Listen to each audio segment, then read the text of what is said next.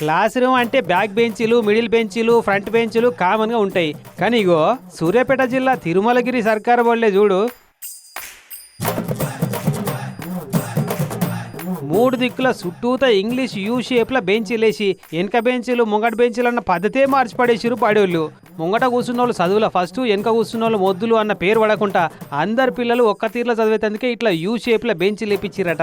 చదువు చెప్పే సార్లకు, టీచర్లకు పిల్లలంతా సమానమే. కానీ వెనక కూర్చున్న వాళ్ళకు ముంగటోళ్ళ లెక్క ఎక్కువ డౌట్లు, ప్రశ్నలు అడిగే ఛాన్స్ దొరకది. ఇట కాకుండా వెనక ముందు బెంచీలు తీసేసి అందరినీ సమాన దూరంలో కూర్చోబెడితే అందరికీ సమానంగా టీచర్లు సార్లతో మాట్లాడే ఛాన్స్ దొరుకుతుందనే ఈ బడోళ్ళ కాన్సెప్ట్ అట.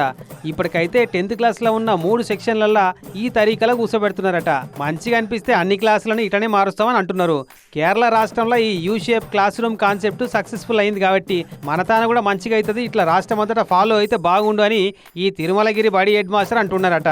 బ్యాక్ బెంచ్ అనేటువంటి కాన్సెప్ట్ లేకుండా అందరూ సమానమే, అందరూ ఫ్రంట్ బెంచ్ మీద కూర్చునే విధంగా మానసికంగా కూడా విద్యార్థులకు తక్కువ ఎక్కువ అనే ఫీలింగ్ లేకుండా ఉంటుంది అనేది మన ఇక్కడ ఉన్నటువంటి కాన్సెప్ట్.